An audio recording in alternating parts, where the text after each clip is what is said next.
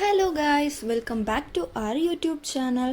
ரொம்ப நாள் கழித்து ஒரு லாங் வீடியோ வந்து ஒன்று அப்லோட் பண்ணுறேன். ஸோ இது என்ன வீடியோ அப்படின்னு உங்களுக்கு கிட்டத்தட்ட பார்க்கும்போதே வந்து புரிஞ்சிருக்கும். ஸோ என்னோடய டே இன் மை லைஃப் தான் வந்து நான் ஷூட் பண்ணி போடுறேன். ரொம்ப நாள் ஆசை டே இன் மை லைஃப் வந்து வீடியோ ஒன்று எடுக்கணும் அப்படின்னு. பட் அதுக்கான ஒரு சந்தர்ப்பம் வந்து எனக்கு அமைஞ்சதாக தோணவே இல்லை. பட் ஆனால் அதுக்கான கரெக்டான டைம் அப்படின்னு சொல்லிட்டு இன்றைக்கி வந்து நான் வீடியோ எடுக்க ஆரம்பிச்சிட்டேன்.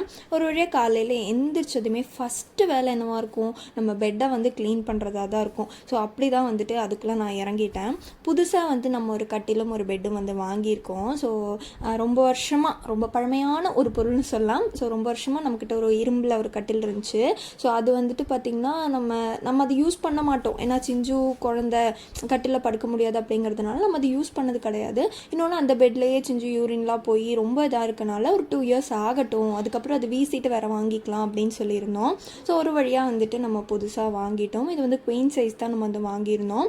ஸோ அதுக்கான பெட் ப்ரொடெக்டர் எல்லாமே வந்து நான் வாங்கியிருந்தேன். ஸோ பெட் ப்ரொடெக்டர் வந்து பார்த்திங்கன்னா வெறும் 270 rupees கிட்ட தான் வந்துச்சு. ரொம்பவே குவாலிட்டியாக ரொம்பவே அமேசிங்காக இருக்குது ப்ராடக்ட். அவ்வளோதான், அதுக்கப்புறம் என்ன சொல்கிறதுன்னு தெரில. ஸோ அந்த ப்ராடக்ட்டோட டீட்டெயில்ஸ் வேணும் அப்படின்னா நான் டிஸ்கிரிப்ஷனில் கொடுக்குறேன், மறக்காமல் செக் பண்ணி பார்த்துக்கோங்க.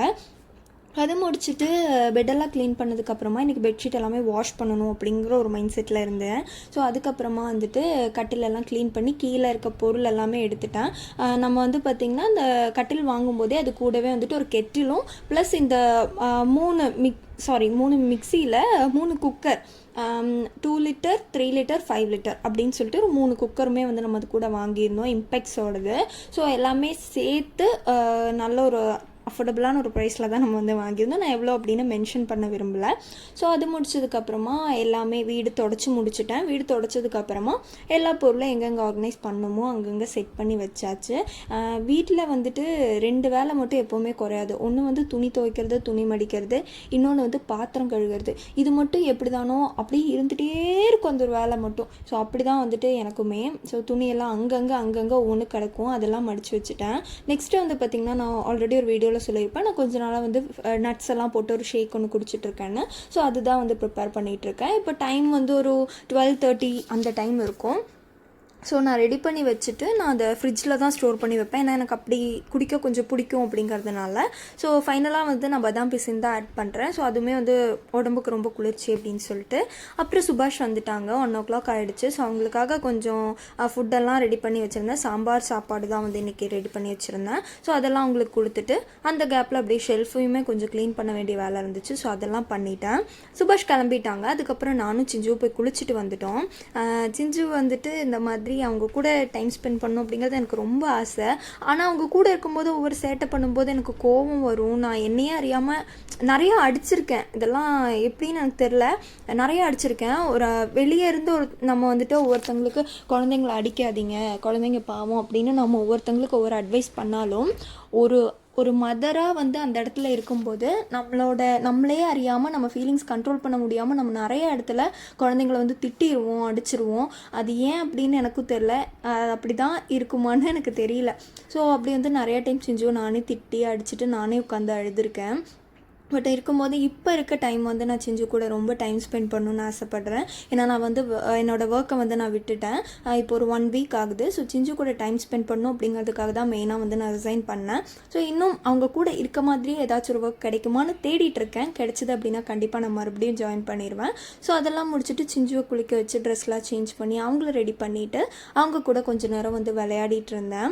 ஸோ அப்புறமா வந்துட்டு ஃபுட்டெல்லாம் சிஞ்சுக்கு கொடுத்துட்டு என்னோடய ஸ்கின் கேர், நம்மளுக்கான டைமும் வேணும் இல்லையா, நம்மளையும் நம்ம வந்து செல்ஃப் கேர் கண்டிப்பாக ரொம்பவே முக்கியம். ஸோ அதுக்கப்புறமா சிஞ்சு வந்து தூங்க வைக்கிறதுக்கு போகலாம் அப்படின்னு சொல்லிட்டு இப்போ ஒரு 2:30 அந்த டைம் இருக்கும்.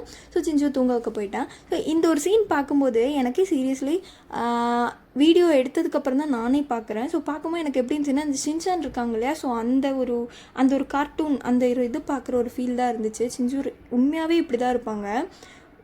ஒரு நிமிஷம் கூட அவங்க அமைதியாக இருந்து நான் பார்த்ததே கிடையாது இந்த 2 yearsல. துருன்னே தான் இருப்பாங்க. பார்த்தீங்களா? ஸோ எனக்கே இது பார்க்கும்போது ரொம்ப சிரிப்பாக வருது. நம்மள ஒரு நிமிஷம் அந்த பக்கம் இந்த பக்கம் திரும்பி படுக்க விட மாட்டாங்க. எந்திரிச்சு எந்திரிச்சு வந்துட்டே இருப்பாங்க.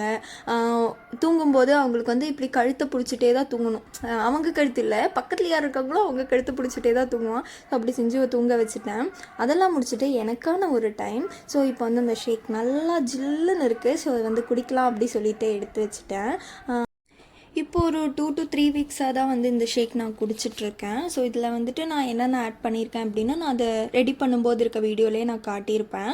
ஸோ இது வந்துட்டு பார்த்திங்கன்னா உங்களுக்கு வெயிட் கெயின் பண்ணுறதுக்காகட்டும், அதே மாதிரி உங்களோட ஹேர் லாஸ் ஆகுது, இல்லை ஸ்கின்னுக்காகட்டும் அப்படின்னு உங்களுக்கு நிறைய விஷயங்கள் வந்துட்டு இந்த ஒரு ஷேக்லேயே வந்துட்டு கிடைக்கும். நல்லா ரொம்ப வெயிட் போடவே மாட்டேங்கிறீங்க அப்படின்னு இருக்கவங்க இதை குடிக்கலாம். ஏன்னா நான் அந்த காரணத்துக்காக தான் நான் மெயினாக குடிக்கிறேன். ஸோ பார்த்திங்கன்னா நான் வெயிட் போட்டுட்டேன் அப்படின்லாம் சொல்லியிருப்பேன். ஸோ என்னமோ ரொம்ப ஒரு மாதிரி கிரிஞ்சுத்தனமாக இருந்தாலும் அப்படிலாம் எனக்கு என்னையே அறியாமல் நான் வந்துட்டு ரொம்ப ரிலாக்ஸ்டாக ரொம்ப ஒரு மாதிரி ஃபீல் பண்ணுறேன். ஸோ அதனால தான் வந்துட்டு கிறுக்குத்தனமாக அந்த வீடியோவில் பேசிகிட்டு இருந்திருப்பேன் ஒவ்வொன்றும்.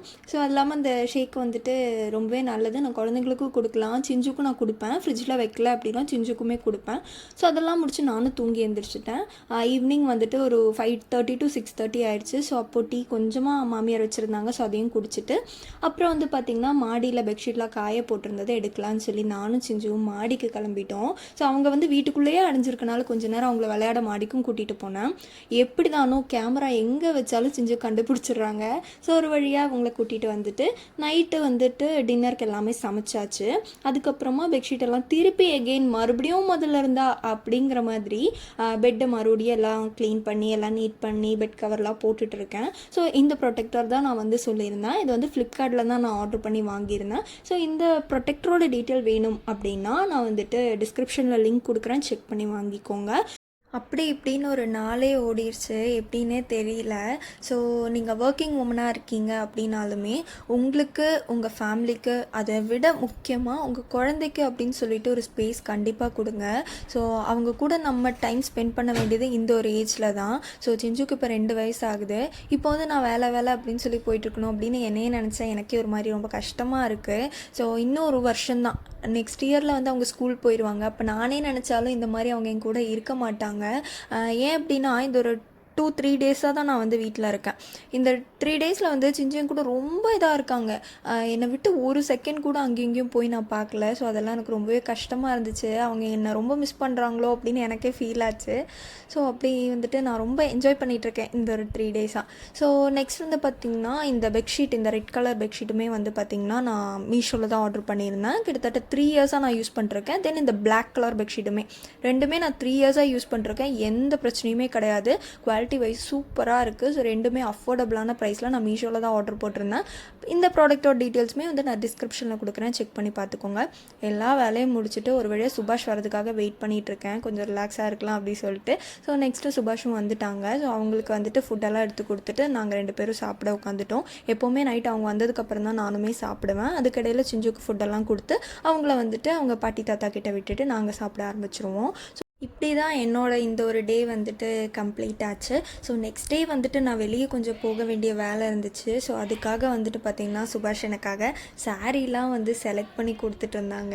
ஸோ இந்த சாரீ கட்டு இது நல்லாயிருக்கும் அப்படின்னு சொல்லிட்டு சுபாஷ்க்கு அதிகமாக நான் சாரீ கட்டினா ரொம்ப பிடிக்கும். ஸோ அதுக்காக அவங்க எடுத்து கொடுத்துட்டு இருந்தாங்க எல்லாமே. ஸோ எங்களோட டே வந்து இப்படி தான் கம்ப்ளீட் ஆச்சு. ஸோ உங்களுக்கு இந்த வீடியோ பிடிச்சிருக்கு அப்படின்னா லைக் பண்ணி ஷேர் பண்ணி நம்ம சேனலுக்கு சப்போர்ட் பண்ணுங்கள். ஸோ இதே மாதிரி அடுத்தடுத்த வீடியோஸ் கண்டினியூஸாக உங்களுக்காக வரும். நெக்ஸ்ட் வீடியோவில் பார்க்கலாம்.